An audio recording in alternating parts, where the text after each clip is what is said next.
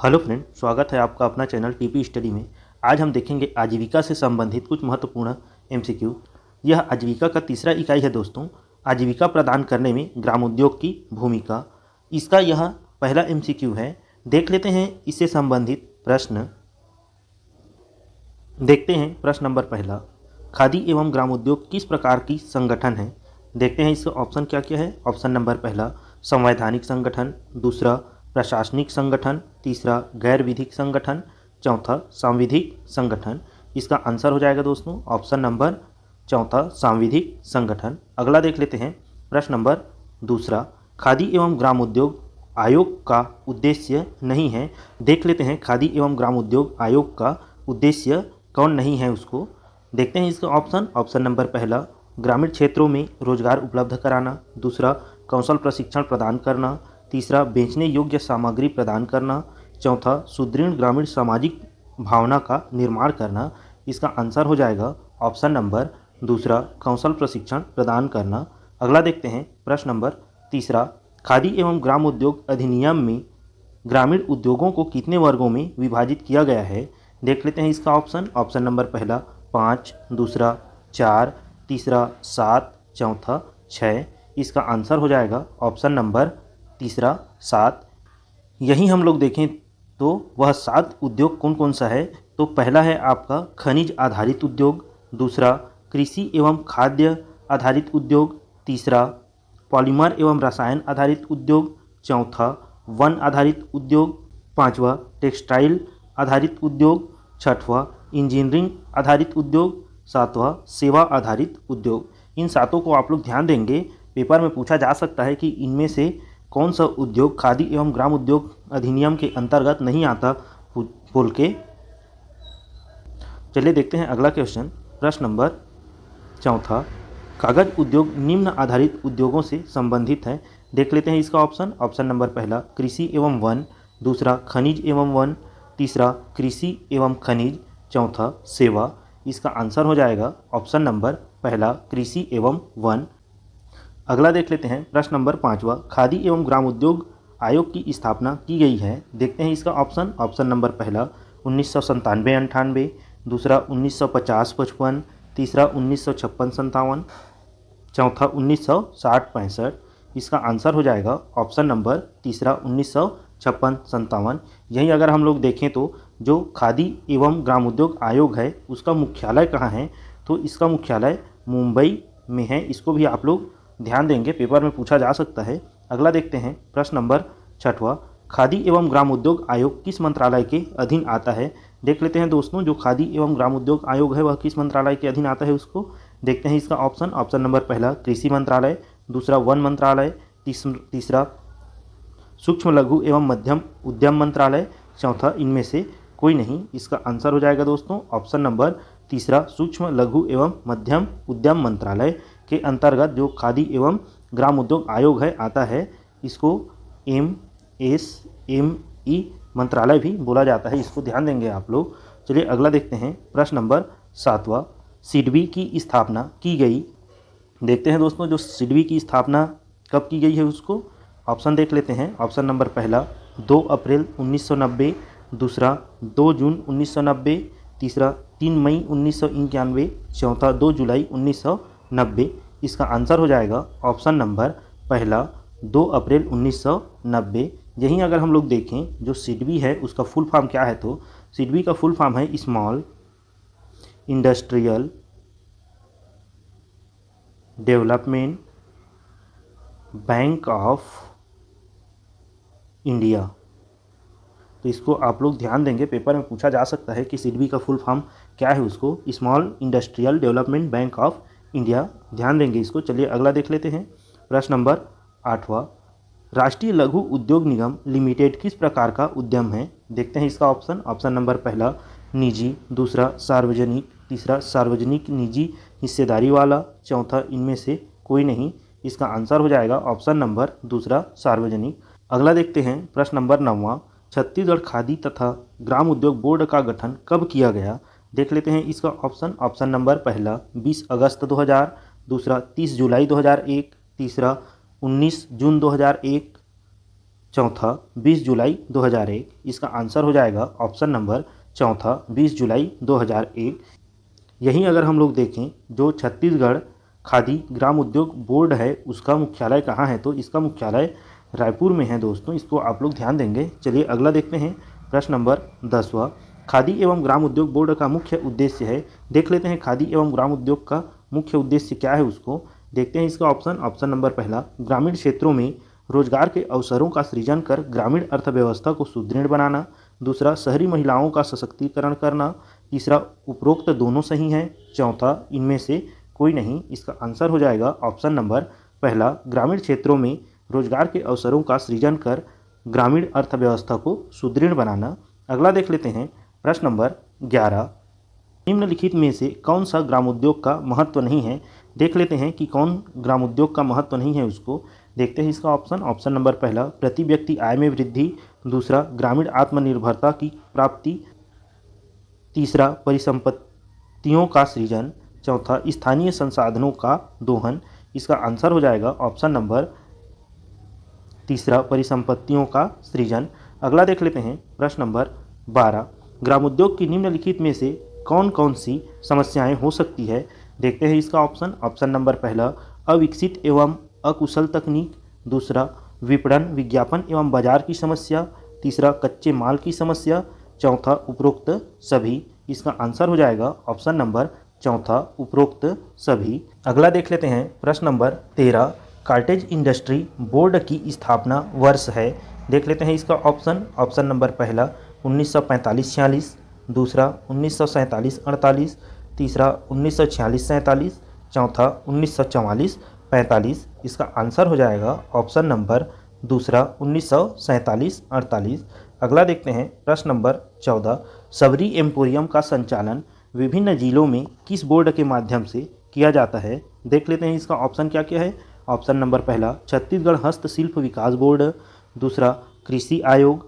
तीसरा वन विकास निगम। चौथा ग्रामोद्योग विकास बोर्ड। इसका आंसर हो जाएगा ऑप्शन नंबर पहला छत्तीसगढ़ हस्तशिल्प विकास बोर्ड।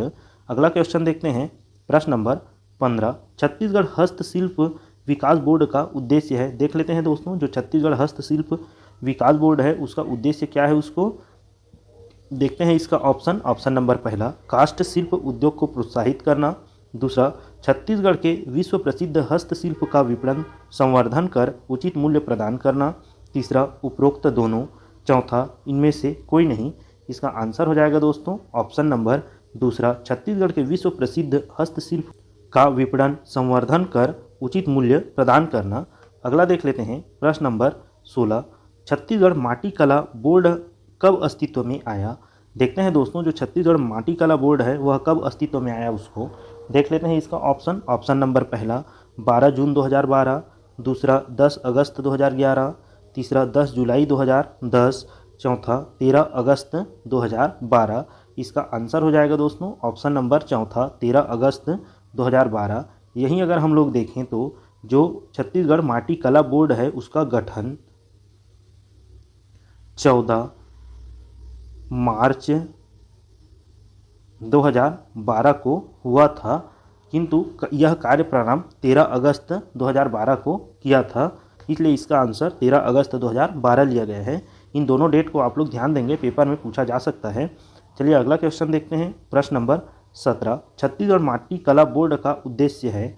देख लेते हैं जो छत्तीसगढ़ माटी कला बोर्ड है उसका उद्देश्य क्या है उसको देखते हैं। इसका ऑप्शन नंबर पहला पारंपरिक माटी शिल्पकारों के सर्वांगीण विकास हेतु योजना कार्यक्रम के माध्यम से उद्यमिता कौशल विकास करना। दूसरा माटी कला बोर्ड का प्रचार प्रसार करना। तीसरा आय अर्जित कर बोर्ड का विकास करना। चौथा उपरोक्त सभी।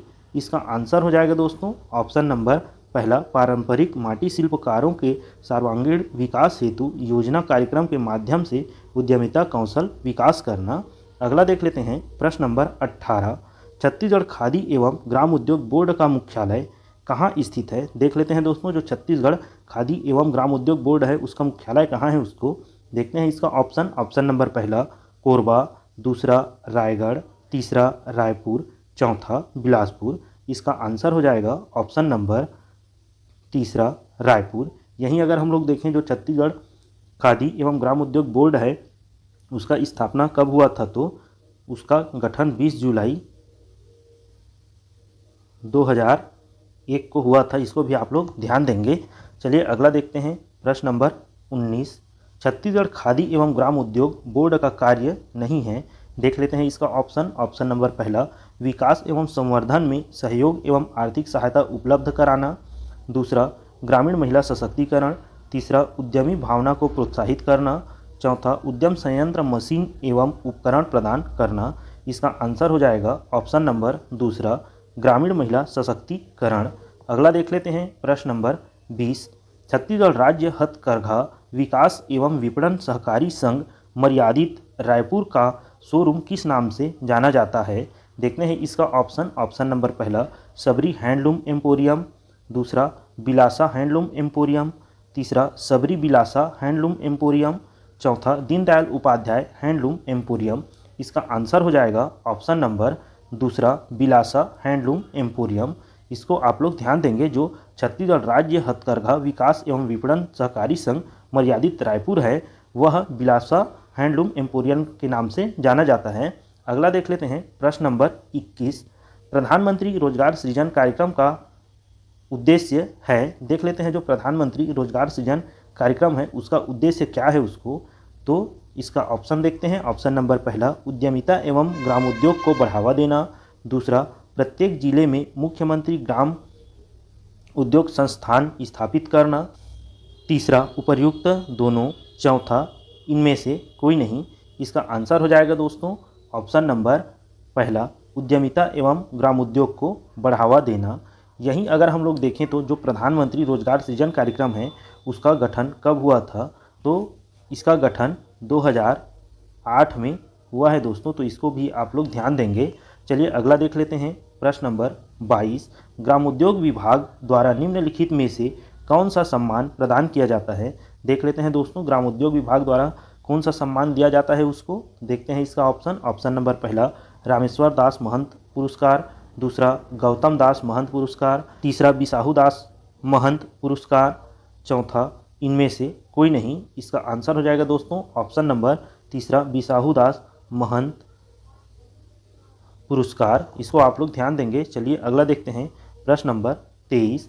स्टैंड अप इंडिया योजना के अंतर्गत पात्रता के संदर्भ में निम्नलिखित में से कौन सा कथन असत्य है। देखिए दोस्तों यहाँ असत्य कथन पूछा गया है। देख लेते हैं इसका ऑप्शन। ऑप्शन नंबर पहला, अनुसूचित जाति। दूसरा, दिव्यांग महिला। तीसरा, अनुसूचित जनजाति। चौथा, महिला उद्यमी। इसका आंसर हो जाएगा दोस्तों ऑप्शन नंबर दूसरा, दिव्यांग महिला।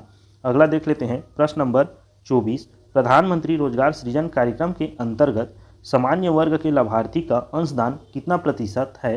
देख लेते हैं दोस्तों जो प्रधानमंत्री रोजगार सृजन कार्यक्रम है उसके अंतर्गत सामान्य वर्ग के लाभार्थी का अंशदान कितना होता है उसको। देखते हैं इसका ऑप्शन। ऑप्शन नंबर पहला 5%। दूसरा 10%। तीसरा 15%। चौथा 20%। इसका आंसर हो जाएगा ऑप्शन नंबर दूसरा 10%। अगला देख लेते हैं प्रश्न नंबर 25। राजराजेश्वरी करुणा माता हथकरघा प्रोत्साहन पुरस्कार को पूर्व में किस नाम से जाना जाता था। देख लेते हैं इसका ऑप्शन। ऑप्शन नंबर पहला, दीनदयाल हथकरघा पुरस्कार। दूसरा, स्वामी महंत हथकरघा पुरस्कार। तीसरा, देवदास महंत हथकरघा पुरस्कार। चौथा, इनमें से कोई नहीं। इसका आंसर हो जाएगा ऑप्शन नंबर पहला, दीनदयाल हथकरघा पुरस्कार। अगला देख लेते हैं प्रश्न नंबर 26। नेशनल हैंडलूम एक्सपो को किस संघ द्वारा संचालित किया जाता है। देखते हैं इसका ऑप्शन। ऑप्शन नंबर पहला, भारत सरकार एवं राज्य शासन द्वारा। दूसरा, केंद्र सरकार द्वारा।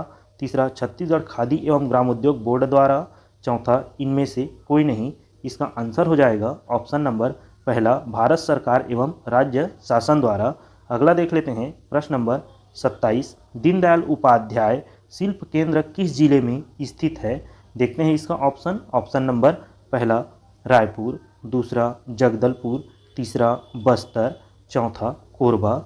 इसका आंसर हो जाएगा ऑप्शन नंबर तीसरा, बस्तर। दीनदयाल उपाध्याय उद्योग शिल्प केंद्र बस्तर जिले के जगदलपुर में स्थित है। इसको आप लोग ध्यान देंगे। चलिए अगला देखते हैं प्रश्न नंबर 28। निम्नलिखित में से कौन सा कार्य CSIDC द्वारा नहीं किया जाता? देखते हैं इसका ऑप्शन नंबर पहला कौशल उन्नयन का विकास, दूसरा औद्योगिक विभागों का संवर्धन, तीसरा अधोसंरचना सुविधाओं का विकास, चौथा औद्योगिक क्षेत्र एवं पार्कों की स्थापना। इसका आंसर हो जाएगा ऑप्शन नंबर पहला कौशल उन्नयन का विकास करना। अगला देख लेते हैं प्रश्न नंबर 29 ई मानक पोर्टल का प्रारंभ कब किया गया? देखते हैं इसका ऑप्शन नंबर पहला 1 अगस्त 2017, दूसरा 1 सितंबर 2018, तीसरा 1 जून 2020, चौथा 1 अक्टूबर 2019। इसका आंसर हो जाएगा ऑप्शन नंबर चौथा 1 अक्टूबर 2019। अगला देख लेते हैं प्रश्न नंबर 30 विभागीय खादी ग्राम उद्योग विक्रय भंडार किस जिले में संचालित नहीं किया गया है? देख लेते हैं दोस्तों कि विभागीय खादी ग्राम उद्योग विक्रय भंडार किस जिले में संचालित नहीं किया गया है उसको। देखते हैं इसका ऑप्शन नंबर पहला रायगढ़, दूसरा रायपुर, तीसरा बिलासपुर, चौथा बस्तर। इसका आंसर हो जाएगा ऑप्शन नंबर पहला रायगढ़। विभागीय खादी ग्राम उद्योग विक्रय भंडार रायगढ़ जिले में संचालित नहीं किया गया है। साथ ही यह बस्तर जिले के जगदलपुर में संचालित है। इसको आप लोग ध्यान देंगे। चलिए आज का क्लास यहीं तक रखते हैं। यदि आपको यह क्लास अच्छा लगा होगा तो हमारे चैनल को लाइक करें, शेयर करें, सब्सक्राइब करें, साथ ही बेल आइकन को प्रेस करें ताकि ऐसे ही वीडियो से संबंधित आपको MCQ वीडियो मिलती रहे। धन्यवाद दोस्तों।